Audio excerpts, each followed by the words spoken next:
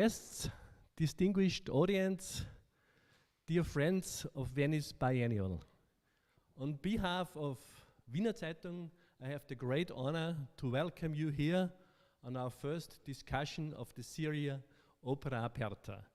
It's the part of the Austrian project Intra-Actions.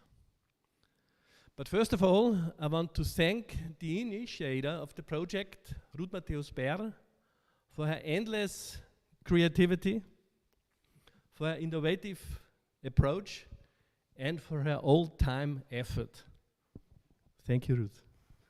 Second, I want to thank our curator, Georg Rusecker. He's from the Academy of Fine Arts in Vienna. He stands for a vision that is always innovative, and he has also an endless energy for that. And last but not least, I want to thank the European Cultural Center, Lucia. Thanks a lot that we can be here, that you are our host. It really could not be better being here with you. Thank you. Following the concept of Umberto Eco, he represents that a content can be interpreted when you are listening to it, when you're discussing. So today, the Opera Aperta is one of the first 5 discussion series we make. And we want to invite you to discuss with our distinguished podium at the very end and bring your ideas and meanings in, the new meanings. So I wish you today an interesting evening and want to hand over to Georg. Georg, the floor is yours. Thank you very much.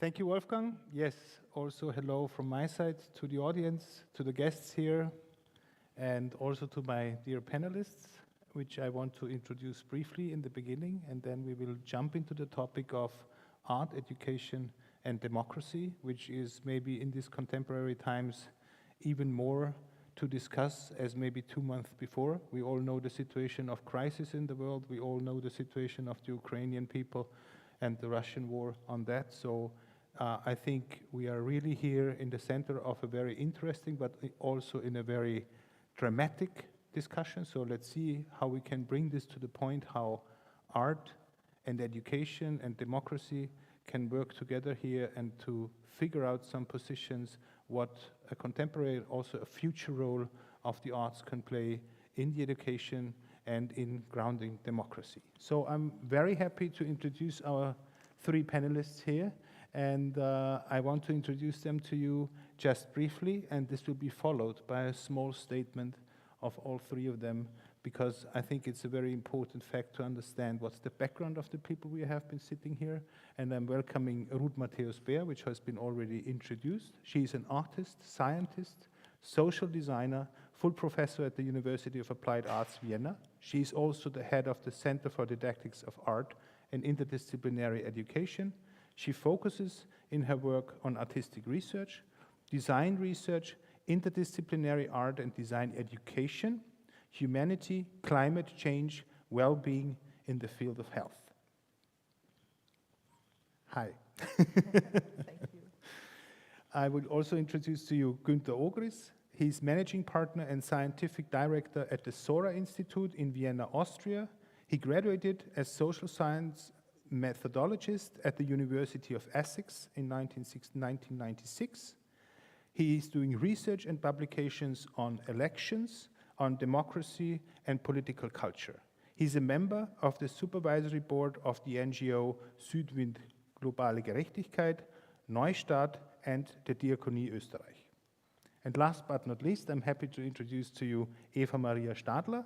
She is vice rector and head of the Institute for Art and Society at the University of Applied Arts in Vienna, and she is a professor for art and knowledge transfer and a curator for contemporary art. Welcome to the panel. I'm very happy that you're here. So as I said, I think we will start, first of all, after going through different questions with 3 statements from our dear panelists, And please, Ruth Matthäus Baer, can you actually, first of all, give us a little background on your vision, on your idea, how art education and democracy in 2022 can be referred, and what is your position on that? Yes, thank you. The influence of the arts on learning, I believe, and the cultivation of landscapes of democracy is essential because it reveals alternatives of thinking. Design thinking is a method, a tool, which allows to approach very different alternatives of acting and thinking. Thank you. Thank you very much. Please, can we follow up? Yeah, I can try. I can have to remember my statement, but I think if it's about education to democracy, it's about learning by doing. So if you want to teach or educate democracy, you have to do it, and you have to be an example how to do it, and you have to participate and take the pupils or the people, interact with the people, discuss politics, discuss in what society do you want to live and how to go there. So it's about learning by doing and doing it. Thank you very much. Yeah, I can agree, I would say. Experiencing democracy in schools or university or in daily life, I think this is something which seems to be, just normal, or we're living in a democracy, but we forget about that we have to exercise it, that we have to train it, that we have to do it day by day, as you mentioned it, just acting or doing it, and to be aware of this democratic process. And I think, this is something I would, engage for. Thank you very much. I mean, what I can hear is there is a strong effect of doing and learning and also practicing it.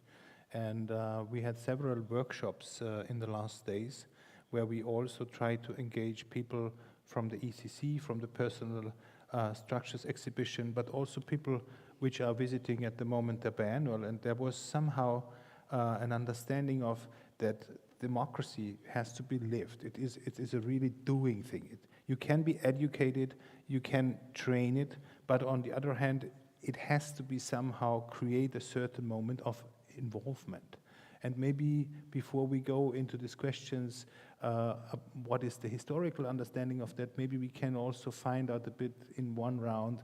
So how could art be in education a moment to include people, to make maybe information more accessible, or to use communication channels which can reach target groups which we are maybe not thinking of at the moment?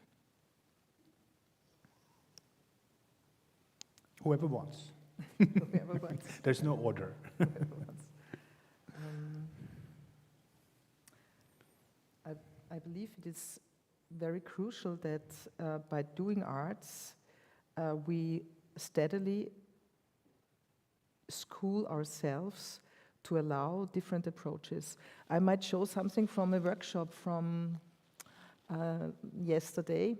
One participant said, and I hope it's now repeated in the right way, that we have a format, an idea of democracy, right? We might have a format, but in reality, it depends on each individual approach. And I think this is a very nice metaphor for showing this, that it's important to see how we can approach it. And another participant, which I also thought is interesting, is that actually we believe we're living democracy, but we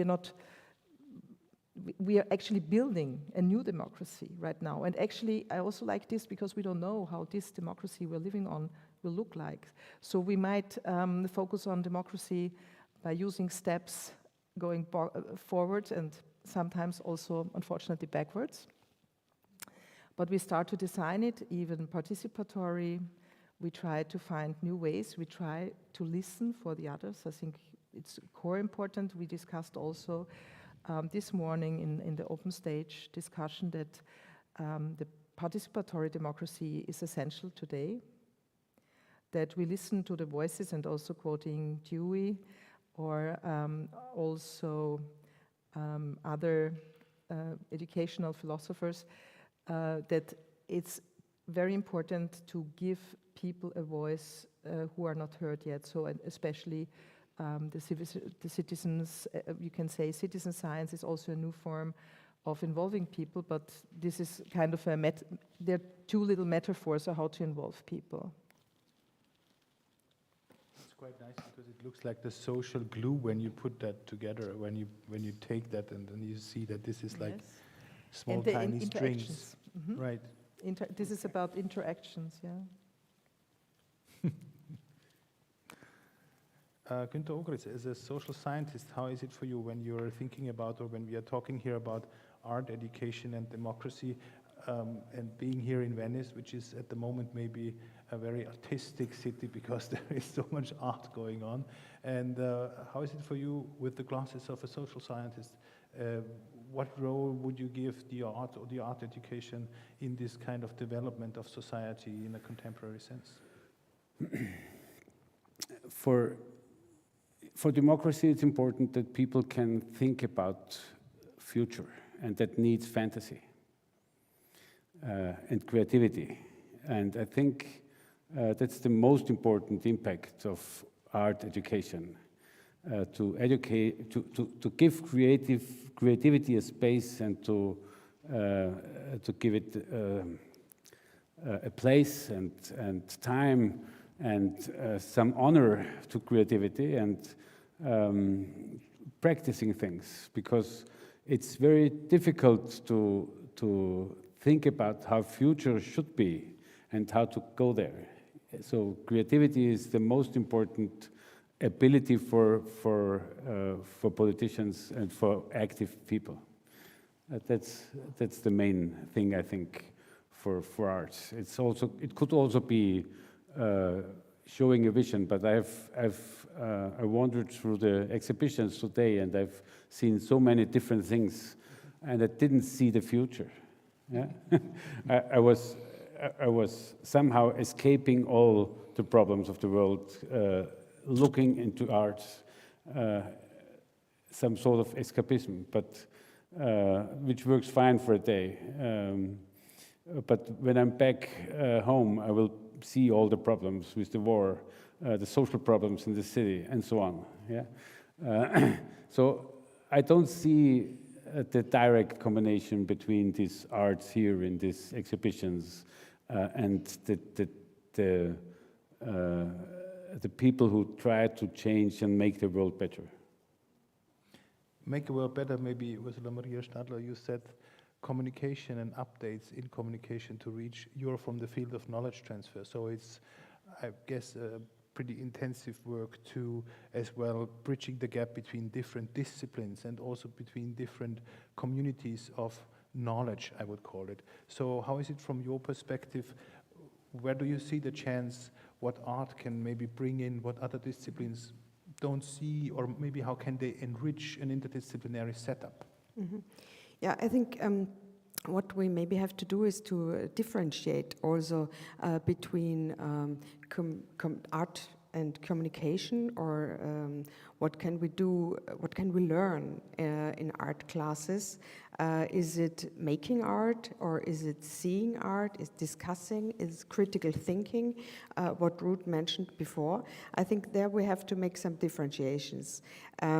So what I think is also important, that we don't forget that we have to deal with art history in a historical, in a political, in a social context, so that we don't really forget about it. What happened in the last, what I would say, 100 years, we are facing the modernism, and what came up with modernism is a very strong understanding of autonomy. And this term of autonomy, of course, is very important for artists to, so that they can be free, that they can that we have this ideal situation Günter Okres was talking about, to be creative, to see things, to create, to find new ways of thinking, to be independent. But I would say that we also lost some things when we are heading too much to this term of autonomy, because also in art education, the subjective individual expression is very important. And it might be that it is that we lose a little bit the context, the political context of our surrounding. How can we deal with this? And this is, I think, there we need a kind of paradigm shift concerning art education. It's not only about the individual expression; it's also about understanding and what I experience in the work with pupils, but also with students and adults. I would say there is no difference between, I don't know, 3 and 99, as you can, you put it on a game or something like this. There is no difference. What I experience is that we can practice democracy if we use this kind of big term. We can practice it also to express ourselves, to find a voice, but to hear the other one and to find a relation. It's not only about expressing yourself; it's finding, some agreement. This is important. This is, I would say, also a part of democracy. It's not only of having a voice. And you referenced as well to the fact that maybe artistic movements often have been in the forefront of a societal change or transformation.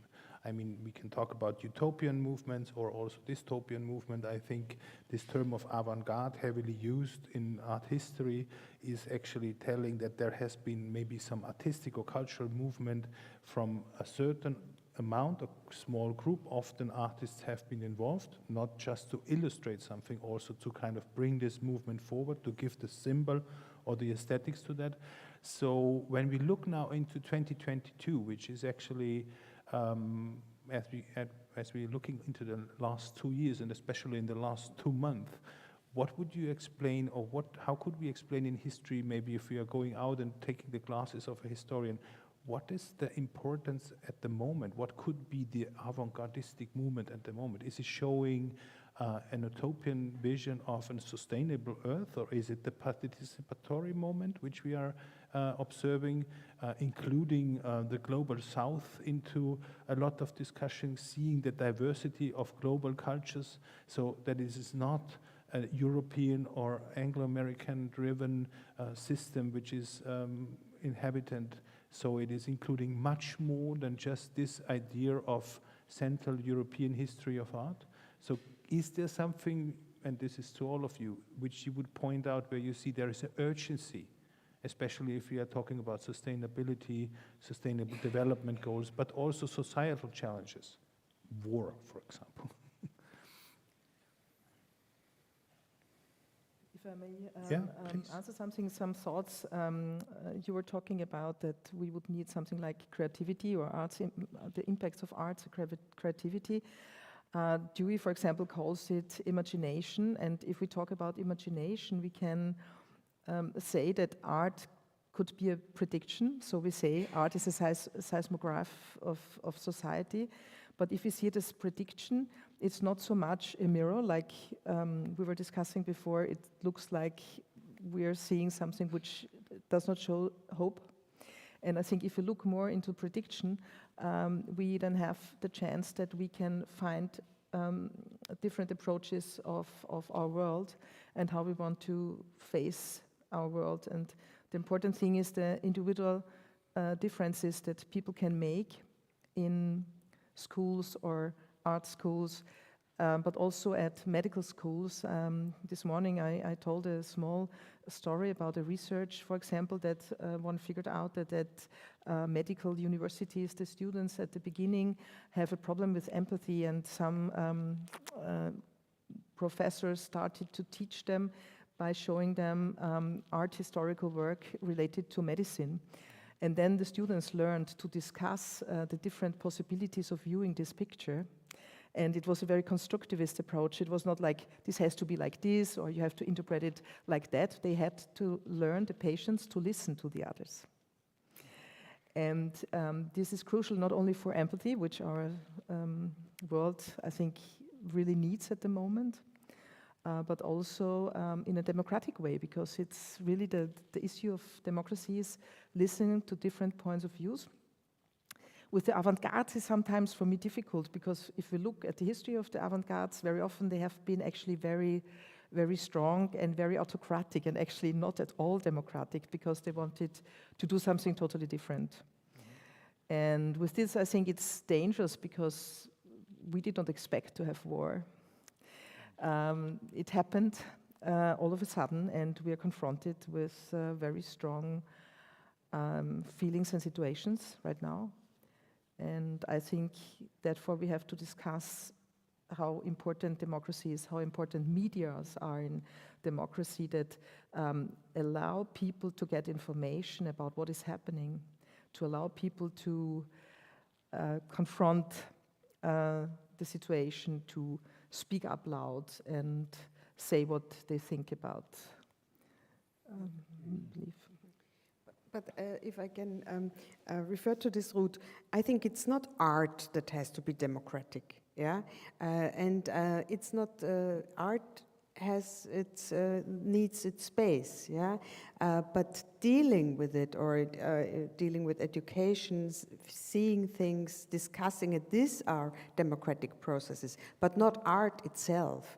And this, I would, there would make a strong difference, because, and this is also something, an aspect I would refer to you, if we can look at all the crises in our surrounding. So, of course, art has to deal with it, but it's not a question of illustrating it. So we need also a kind of a distance to reflect on all this crisis, but we can't expect, you know, yeah, the kind of tales which art makes is telling along this crisis. I think this is not the right approach or the right expectation. And I think it's always difficult to see the front runners, because climate change, the first political programs against climate change have been established in the early 90s. That's an old discussion, yeah. So you could have been a front runner, let's say 1980, in this topic. So I guess it's far too difficult to see. We don't have a big movement to humanity and democracy here to be a front runner, yeah, because nobody's running behind it. Yeah. I see, but I see the problem of democracy. One of the biggest problems is about a third of the population is not participating anymore in this society. They don't expect anything of this society. They don't expect anything of politics. And how to involve the people with the lowest income and the lowest education. And I think if you want to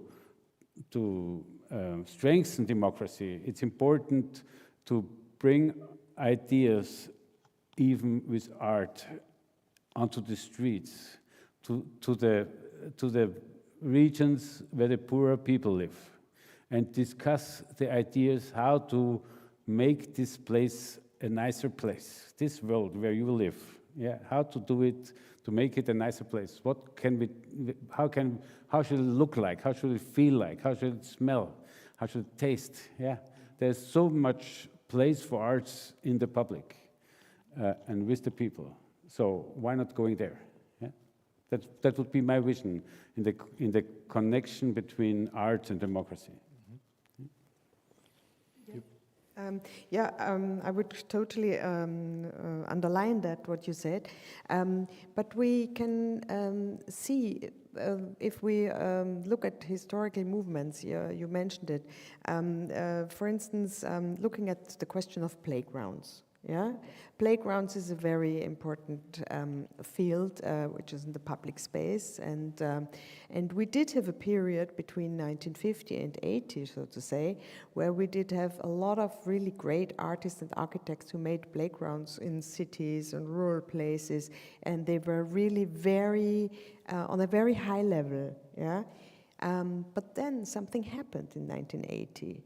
Yeah, where we lost this kind of quality. We lost the high quality of being creative, you know, having adventure playgrounds, having designed playgrounds. But we lost a certain quality because the question of insurance took over, and people took less risks. You know, so there was a change in the understanding of the public, and there was a change in the understanding of an emancipated subject. There was a change in how to finance it. There was a change in the regulation of how to finance construction work. There was an obligation that 1% of the money is going to art, and this obligation was turned down 1986 or 7, when the money for construction buildings was given to the countries. Yeah, so there was enough money to fund arts close to the building of houses in the period in the 50s, 60s up to 85 or 86. Yeah, and what was changing was the regulation, how to finance things. Yeah, the financiation, but also the regulation in the understanding of what is dangerous, what is the subject, is it, how are you emancipated as a kid, as playing, yeah, taking a risk.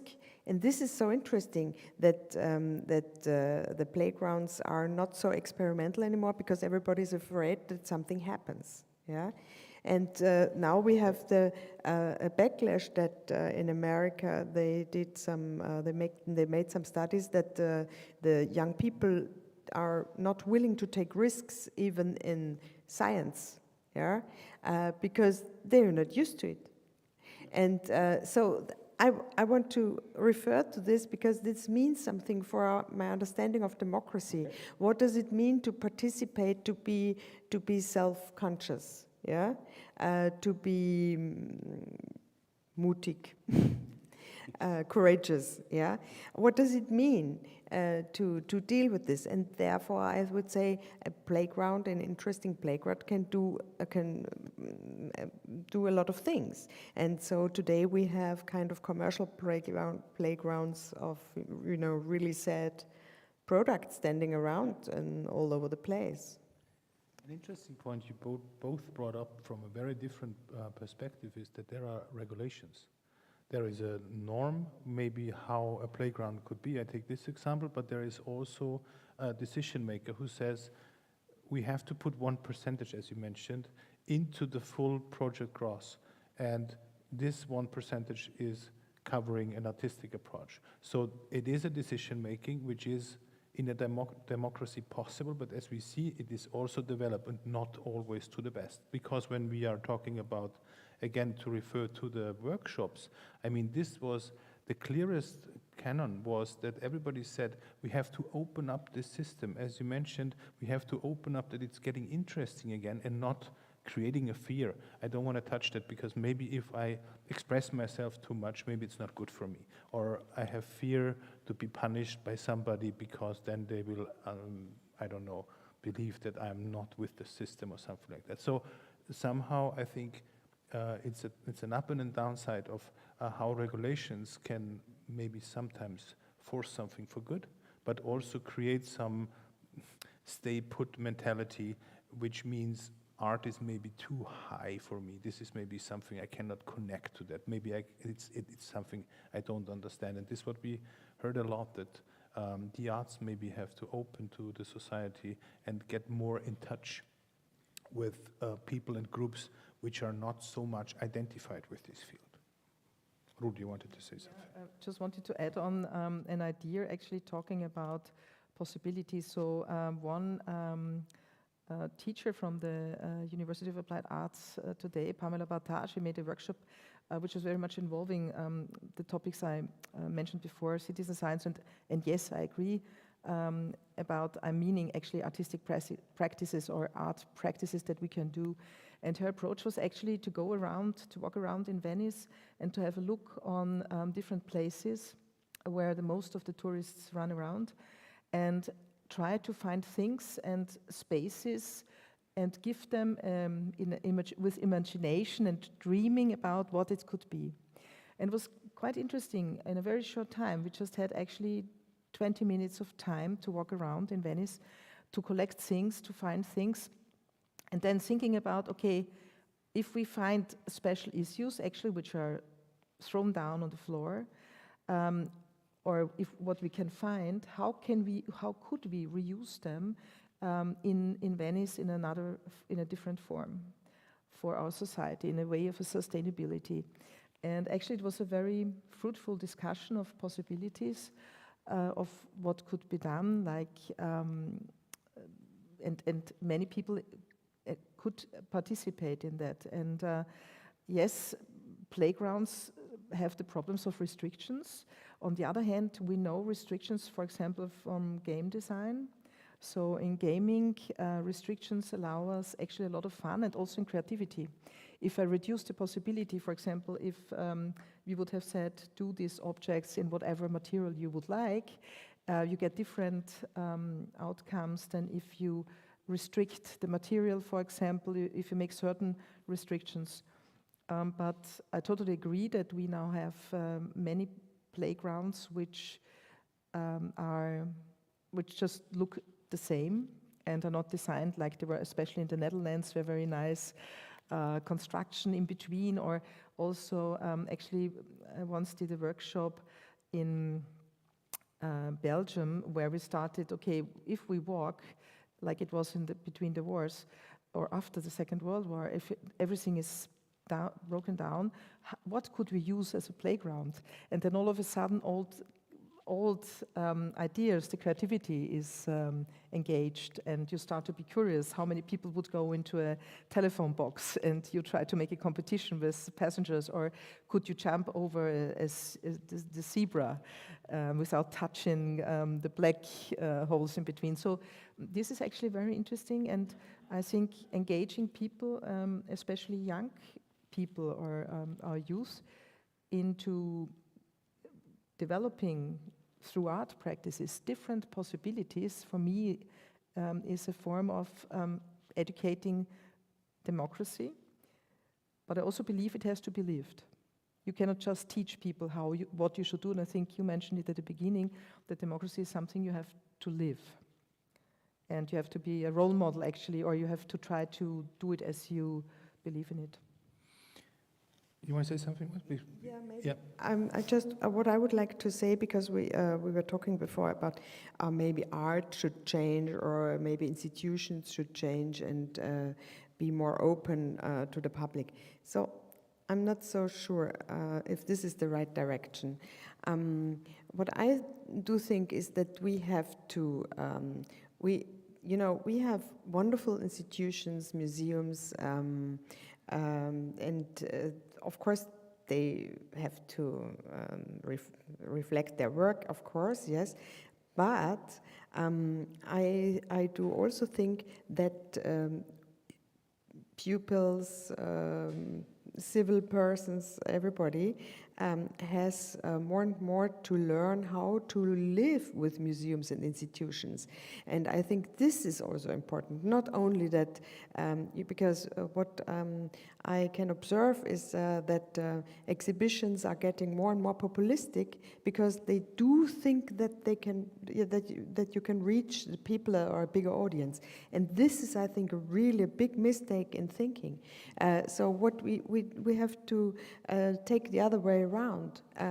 We have to learn to live with things we do not understand. This is the core thing of art, that we're standing in front of a work and say, what's that? That's fun.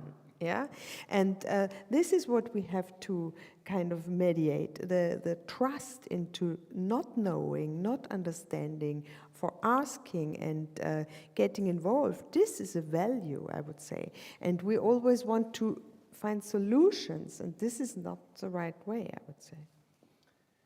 Maybe this fits quite well in this understanding of art, that it's maybe not understandable, and also other elements in the world are becoming more and more complex.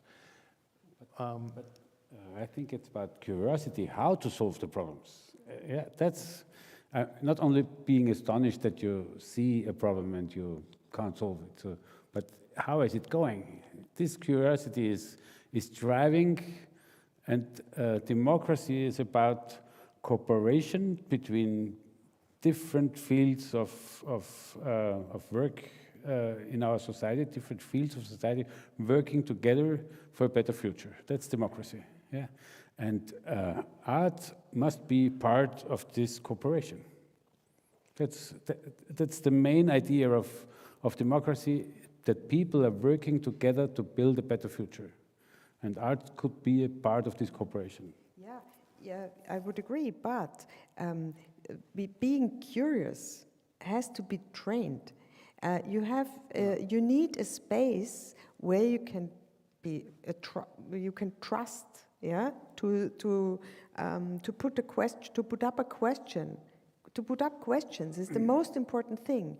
And we, in our culture, we do not cultivate this form of questions, yeah, because we're always looking for answers, and we're looking for solutions, and we said, you have to know something. It's kind of capitalism of knowledge. So, but putting up questions, be curious, and go after that, this is important. But you have to, the telos of an answer has to be there. So it's not only putting up a question. That's a good point. It's not about teaching, it's not about education, it's about raising questions, looking for answers. Yeah, and that's something different, totally different for the schools. Yeah, and raising questions, not giving answers. And for this curiosity, which you both have been now pointing out, and I think I will keep a little bit to the question, and then I will go to you, Ruth, because I guess now we are talking in the direction of curiosity. I think as well, one very important fact of democracy is freedom. And I think freedom is also very much involved in freedom of art. Maybe not the answer or the driven aspect of doing something because. Doing something maybe because there is a greater vision of making the world a good place. As you mentioned before, going to people and working with them together with your tools you have. Maybe the artist has not the tool to solve the problem, but maybe he has a desire-driven approach for a community to kind of visualize something or to bring something else. Now my question would be, 2022, what would a perfect or a, so to say, good environment to bring that kind of freedom and this development to make the world a better place? What kind of learning environment, because you said as well, training, and I know you are reflecting on that as well a lot. So what kind of environment would that be? How could that look like? Is it a university? Is it a school? Is it a kindergarten? What would it be? I'm very curious about that now. Maybe if I give the example how we tried to build up the exhibition here, it was like this, that when we received the invitation from the ECC, which is very interested in supporting young artists and giving them power, it was very important for me to do it with many young people. During the lockdowns, many young artists were very frustrated. They did not see the future, they did not see hope, and it was very crucial and important to give them a vision what they can do. But next, for me it was very important to involve students, alumni, and also staff members from different ages, from different generations, to think together how would we like to make this exhibition. So we met regularly, and altogether I think it's about 80 people involved. This is not nothing, and we tried in many meetings to discuss what do we want to do, how do we want to do it, how do we face the topic of time-space existence which is the topic of this exhibition here. And then somehow I think it's a very good example to refer on Karen Barat, who says existence is not an individual matter. And I figured out that actually it's like with democracy, if you think we have to talk about democracy or art education democracy, it's different if you understand that actually we live in relations, in interactions. So nothing is divided from each other. We have to understand this, and this changes our mindset. And I truly believe that this would also give a big change in education if we understand that, because then it's our responsibility to take over the relation. When we sit here and all the viewers at home in different places, we are all related to each other. We all have a responsibility for each other. If we talk about democracy, if we talk about art, we are all interconnected. And this is something I think we very often forget. Mm-hmm.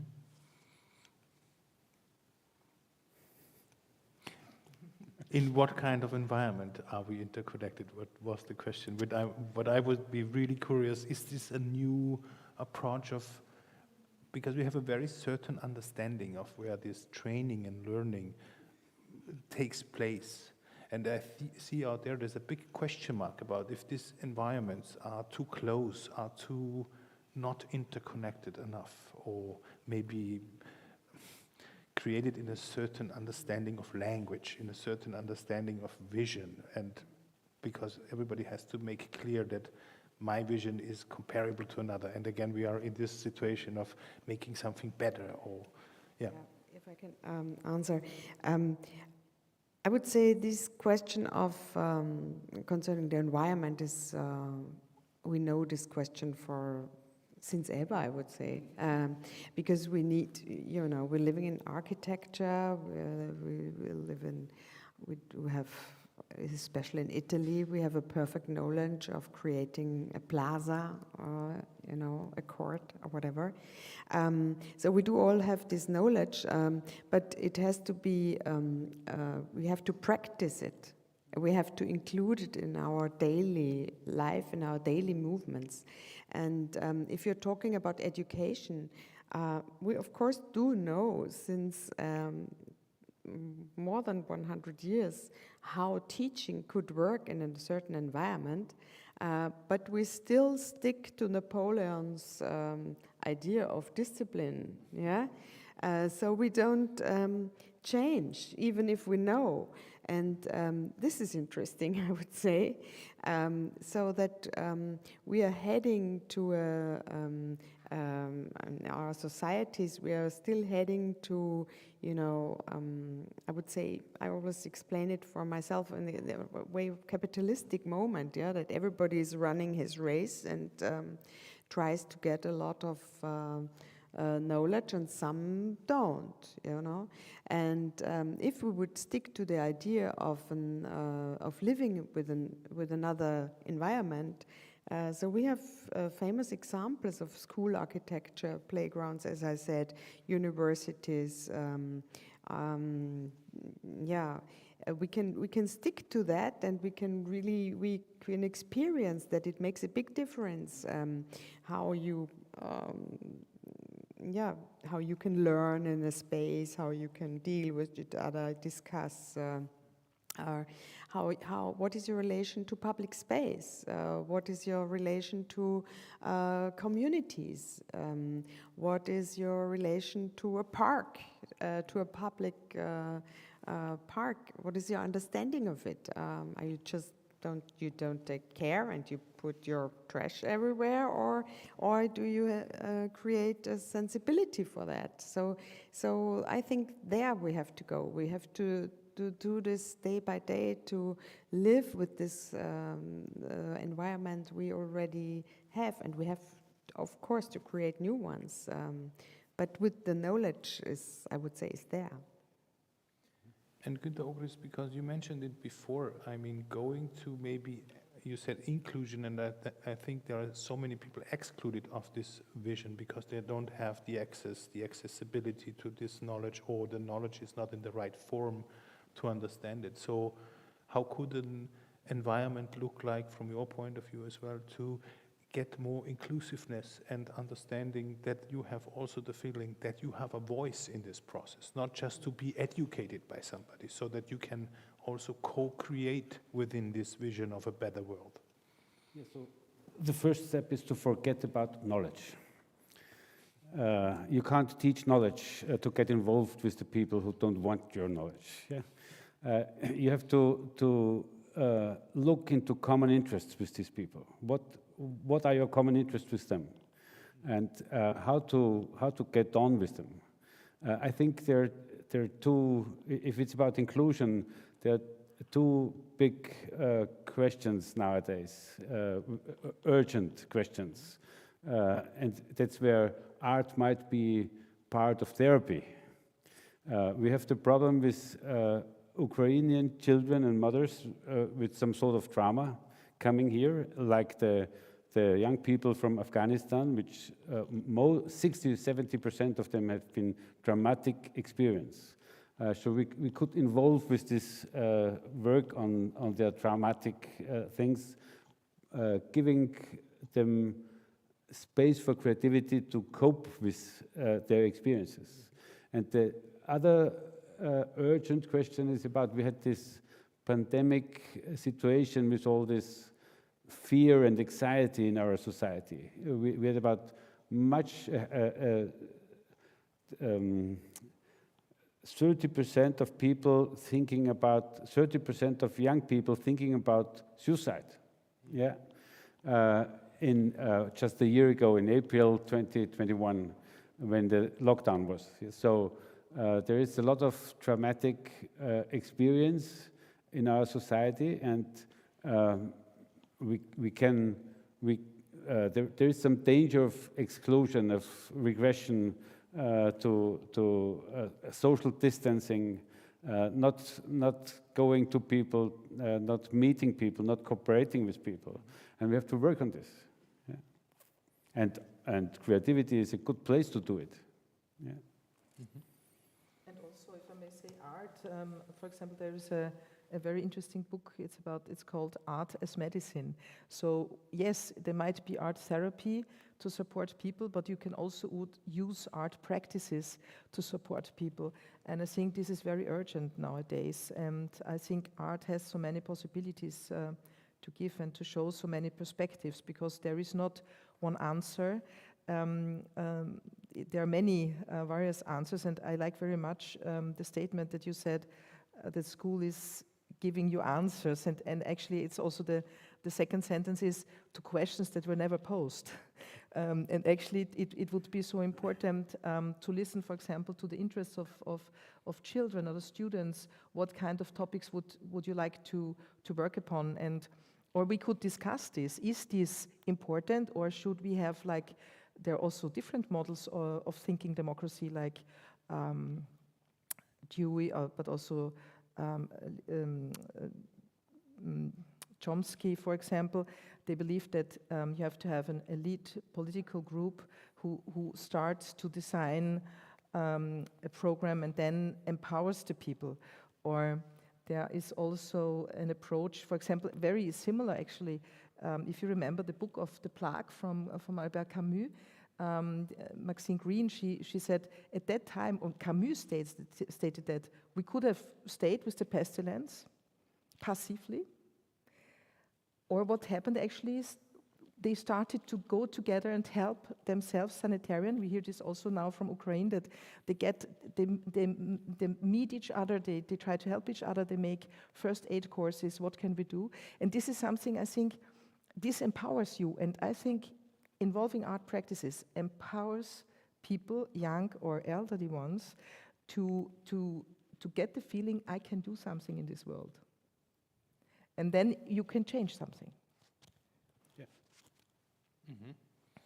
So this sounds for me, so the purpose is very important, which has been created around this thing. Is it because we talked now about desires, about freedom, and also about involvement or inclusion? What I found out now in this discussion as well is that maybe the knowledge is more like the training, you called it, right? Or the practice. So it's not about teaching somebody knowledge, it's about getting involved in a certain practice where you can identify yourself as a person, as an individual, and to also make sense, what I call purpose. And it might also be about being courageous to talk to people you never talked to before. I mean, so many people, artists, intellectuals, good educated people are avoiding discussions and meeting people when they think they don't understand them. Yeah, if they're poor people, I mean, they don't go into the same restaurants, they don't go to the same audiences, to the same places. Yeah, so they are avoiding and then discussing about democracy. Yeah, that's fine. So not avoiding to meet the people is the first step. Yeah, this is, of course, we can think about what Bourdieu is describing with the habit. But I would still disagree. It's not about knowledge. I would go for knowledge. I would not say forget about knowledge, because knowledge also empowers you and gives you possibilities to think about things. And knowledge is also something we can put in question, but there is a moment where we can agree upon something. And I think this is as an important moment to create conjunction, some common moment, yeah, and therefore we can need knowledge, yeah, but of course we have to build these trustful spaces where it is possible to learn or to get into a certain topic or to learn more about it, yeah, and this needs some sensitivity, and I also do think that art opens some space for that, but also math and also language and also some other fields, yeah, or music, whatever. But it's a kind of a behavior, and I think knowledge helps. It's something beautiful. If you think about the secure place for education, it's a contradiction to your critics of secure places on kindergartens, or playgrounds, yeah? So if you're a teacher and you want to strengthen democracy, go out with your pupils to the Ministry of Education, demonstrate for more budget. Yeah, and then the interest on the education system will start immediately, and the young people will get their interest and gain knowledge. But the first step could be go on a demonstration. Yeah. Yeah, but if you don't go further, of course, you lose the track. Yeah. Mm-hmm. I maybe would like to add on the discussion about knowledge. Do we need knowledge, and what about the discipline? And so I think it's so beautiful what actually the Wiener Zeitung is writing to understand the connections between, for example, disciplines. So if we have a problem, we need to find different approaches how we would like to solve it. And this means that I need to gain knowledge, and I need to have a special knowledge to make solutions, of course, yes. So, and at this place, it's actually a nowhere's land in between disciplines, but then I find new approaches on how to solve things. And I think if governments would involve more artists in decision making and empowering these parliaments of the youth, this gives the feeling that I'm listened.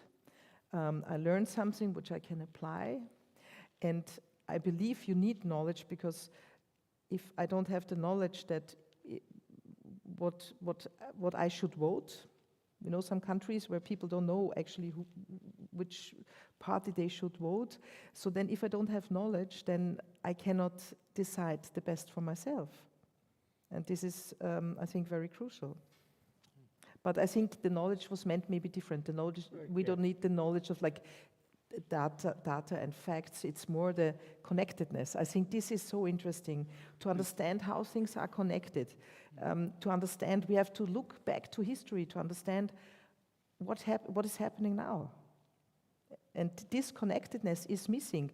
You learn, so then there was the prehistoricum and then followed this time, but we don't see the connectedness. That's what Harari tried to build up in a different way, we can say, yeah?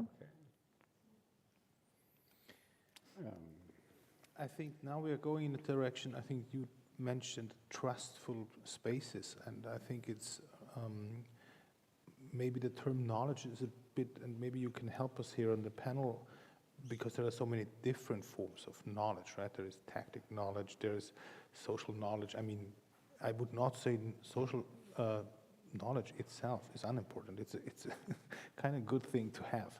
The question is, if we are talking about this new detachment of different societal groups, especially we are not very also connected to the Central Eastern European region, we don't get it at all because there is too much complexity in the system. So there is also not so much anticipation of how do these people really feel and how can I talk to them? Or as you mentioned, specific social groups don't want to get in touch with others because maybe that would raise aggression, this would raise misunderstanding. So from your point of view, would you say that it can go on in this harmonic way, or is this something we are just creating for specific topics? It sounds actually quite good to work together on a better world and to include all disciplines and all forms, art, knowledge, science, politics, poverty, whatever you want to call it. But how does this work? It sounds good to me, but I have not real vision. Can you bring an example? I don't know if this is an example for your question, but it's an example. I like to read Ibn Khaldun and the Arabic philosophers. Yeah, but I don't know what to do with this knowledge. Yeah, now I'm urgent in the knowledge of how to raise money for an ambulance which I can transport or transfer to Lemberg. Yeah. How to raise money, that's how to do it. I need competences more than knowledge, and competences and self-esteem and courageousness to involve how to think about this war, what to do, how to protect freedom in the Ukraine. Yeah, and of course I like this philosophy. Yeah. And I can do quotes about it, but nowadays I want to raise money. So, is there anybody with money? Yeah, I'm actually looking for money for an ambulance we can transfer to Lemberg. Competence, knowledge. Isn't it the knowledge that how I can build something up? Of Isn't course. it that empowerment, that people do something and get into action? And then for me, the thing is, what can we learn from the arts? And there are artistic practices where you exactly learn that when you start to work interdisciplinary together, for example, and discuss, okay, we have a problem, how can we solve it? Or how could we get to a place? If the question could be very open, and it can be very concrete. But if I discuss it through the arts, I get a lot of imagination of possibilities, and it's not plan A. With design, for example, you start to think already, okay, if plan A doesn't work, then I have another idea like C, D, E, F, G. I already think about different solutions because I'm not stuck in there's only one possibility. So I open up the mind for people participating, and especially we know that people who start to work within the arts, sometimes they're very happy, they have an idea and they want to solve it, they have the first idea and they want to show it, and actually they're not so eager to get some negative critique. But the more projects they do, the more experts they become, and the more possibilities they have. And actually this is a design tool that you learn, for example, through design thinking, which you can apply for your whole life. You learn something what you can apply to every situation of your life. It's actually a school of life.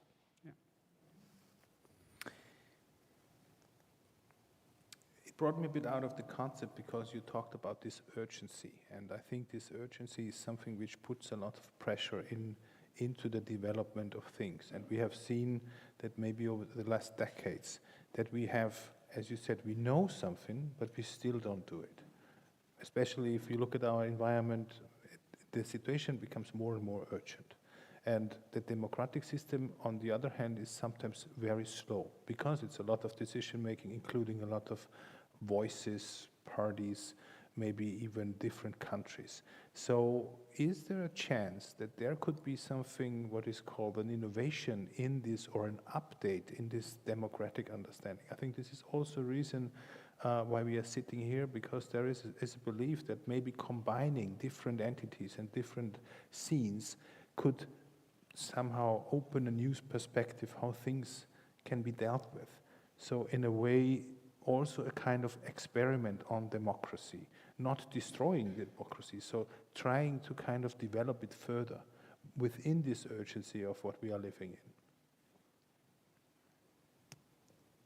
And wouldn't art there be a good kind of prototypical method to mix things up, or to do things maybe in a total different or crazy way, but not leading to the craziness, maybe just opening up a new perspective of how to deal with things, how to deal with this urgency. For example, the cultural technique of funding, raising money, or as well donating, is somehow not a very European cultural concept. It's more like that we have a funding entity which is known as the state, which is a democratic society in a way, a representation of that. This was mentioned, for example, in one of the workshops, that there are possibilities, for example, in New York. My colleague Anna Maria Lofredo mentioned that you go to a yoga course, for example, and you don't pay, you donate. That means our society is more engaged in edo-entrepreneurship, like I offer something and change ideas and exchange, take care for each other and exchange ideas. And this is then not so much oriented on paying all the time, but sharing. This could be one possibility, I think, which is interesting, yeah. I don't like the idea of donating. Mm-hmm. Me too. Yeah, it's about rich people giving me something. That's nice, but it's not the society I want to live in. Yeah, it's about solidarity, to finance together. Yeah, that's some sort of a tax I'm accepting for myself to engage in the project I'm dealing with. Yeah. But if I may say, what I think what we need is to learn. You said this before. We discussed this in the workshop this morning. That, for example, also students at art schools would need to learn how to, like this social entrepreneurship or something like that. If they have an idea for a social item, a social topic, they also would need to learn how can I finance this.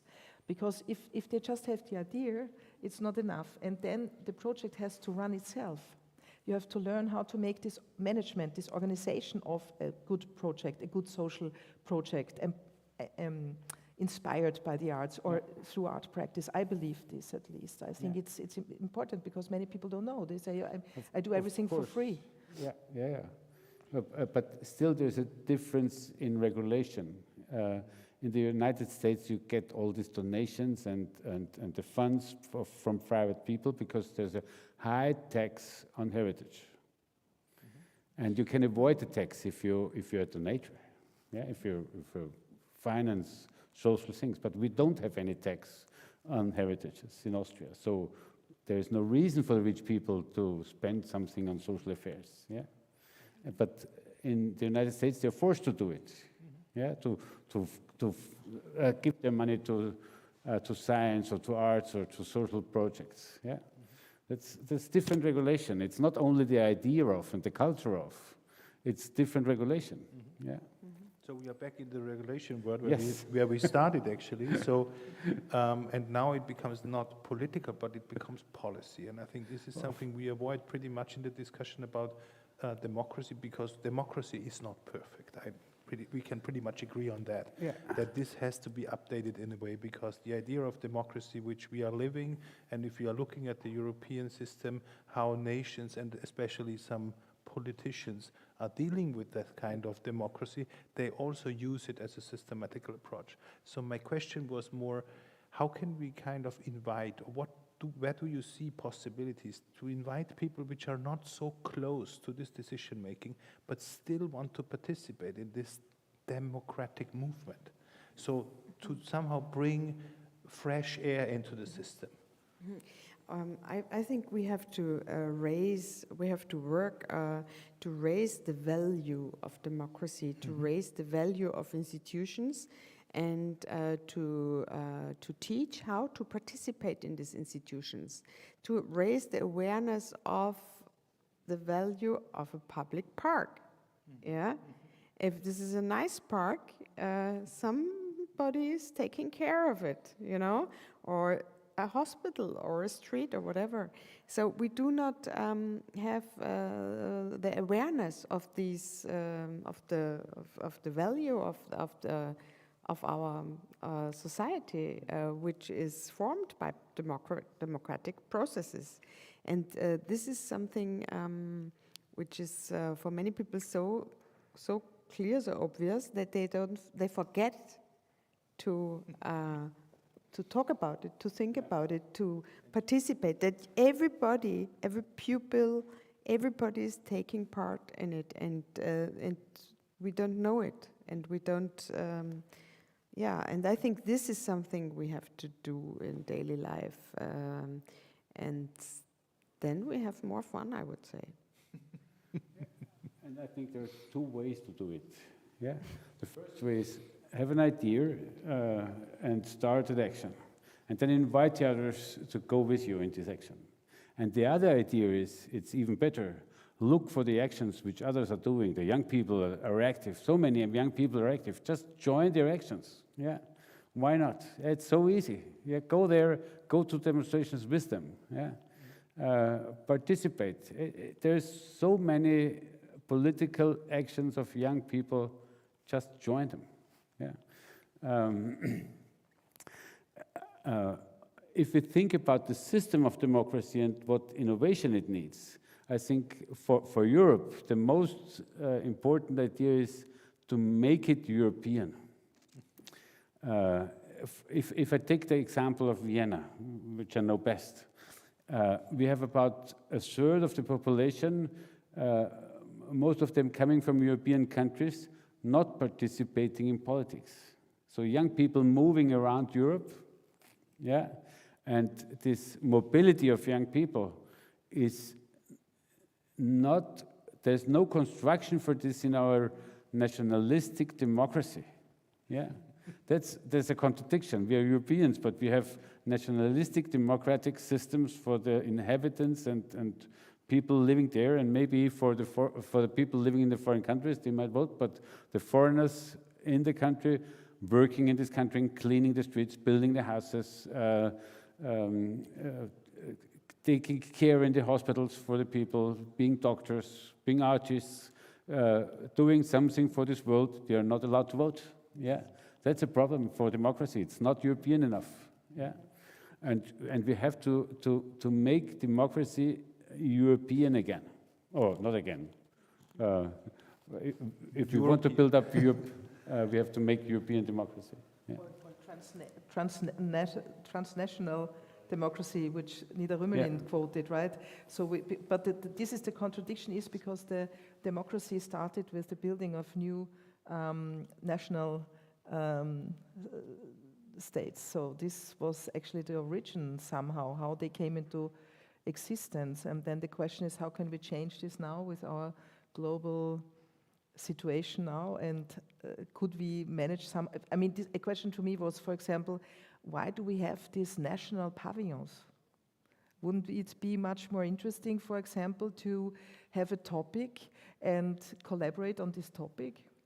This was, for example, for me, that if you think it further, if we think about transnationalities and transnational democratic possibilities in the future, this would be for me a challenge.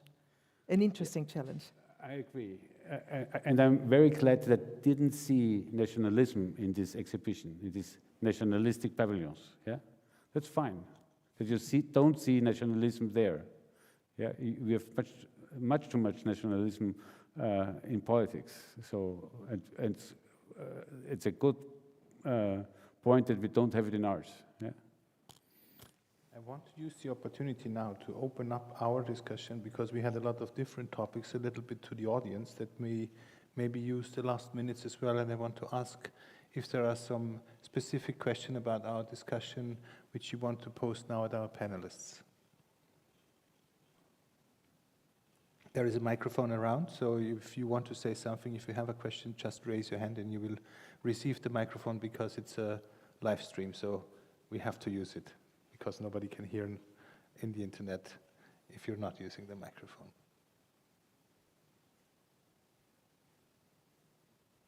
I don't see many hands. So maybe then we use the time to wrap up. I mean, I want to thank you very much. I think